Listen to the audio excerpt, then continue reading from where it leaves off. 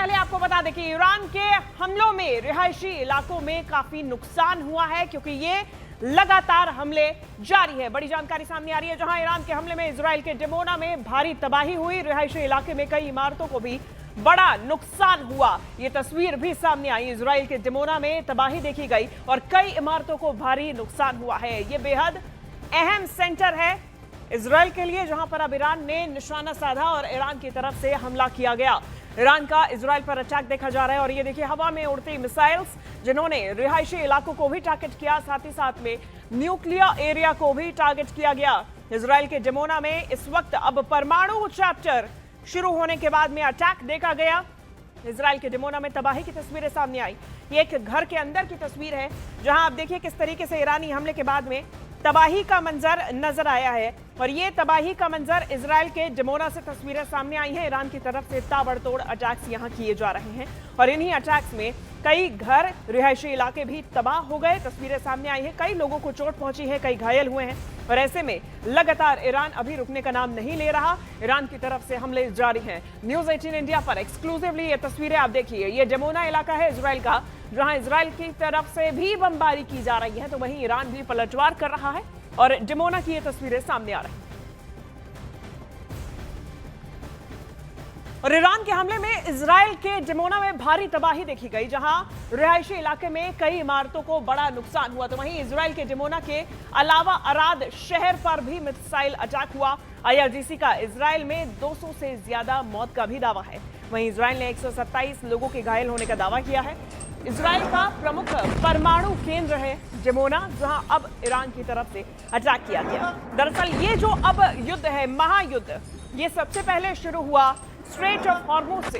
उसके बाद ये चैप्टर खुला ऊर्जा का, ऊर्जा आधारित युद्ध ये बना और अब इसका परमाणु चैप्टर शुरू हो चुका है।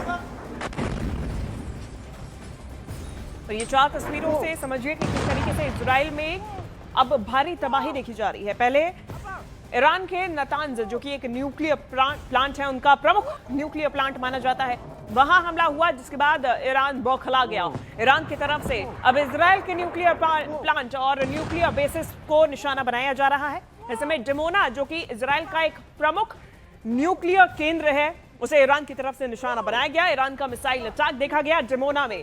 ऐसे में अराद में भी ये मिसाइल अटैक्स देखे गए और कई मिसाइलों को ढेर किया गया। तो वहीं कई मिसाइलों ने भारी तबाही इजराइल में मचाई है और इसमें 200 लोगों की मौत का दावा जहां IRGC ने किया, तो वहीं इजराइल ने कहा कि 127 लोग घायल हुए हैं। ईरान का मिसाइल हमला देखिए 6 तस्वीरों में डिमोना शहर पर यह हमला किया गया। इसमें कई रिहायशी इलाकों में भी तबाही की तस्वीरें सामने आई, कई इमारतें तबाह हो गई।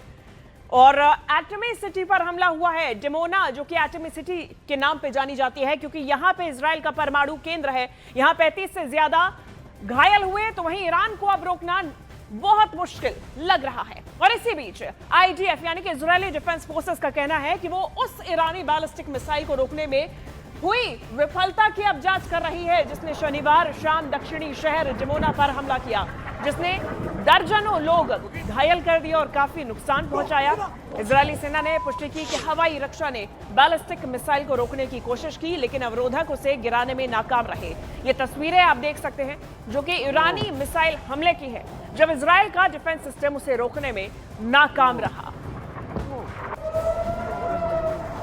ये देखिए, इंटरसेप्ट करने की कोशिश की गई। ईरान की तरफ से लगातार हमले जारी थे और इजरायली एयर डिफेंस सिस्टम ने भी काम करने की भरपूर कोशिश की, लेकिन यहां अब इजराइल की एयर डिफेंस सिस्टम मिसाइल्स भी नाकामयाब साबित हुई।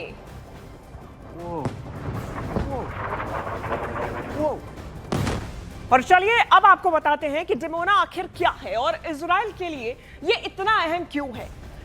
Shimon Peres Negev nuclear research centre के रूप में ये डिमोना का इलाका जाना जाता है। ये फैसिलिटी इजराइल के परमाणु हथियार कार्यक्रम का सबसे अहम हिस्सा है, यानी कि ये यरूशलेम से लगभग 90 किलोमीटर और डिमोना शहर से 13 किलोमीटर दूर नेगेव रेगिस्तान के अंदर बना हुआ है और इसकी सुरक्षा जो है वो अभेद्य है। और लगभग 36 स्क्वायर किलोमीटर में फैले इस फैसिलिटी में 10 प्रमुख इमारतें हैं। इसकी इलेक्ट्रिफाइड फेंसिंग, पेट्रोलिंग, सड़कों और शक्तिशाली एंटी एयरक्राफ्ट मिसाइल बैटरी से घिरी हुई है। जमीन के नीचे कई दशकों पुरानी 8 अंडरग्राउंड लैब्स हैं, जहां पर लगभग 2700 वैज्ञानिक यानी कि 2700 वैज्ञानिक और टेक्नीशियंस दिन रात काम करते हैं।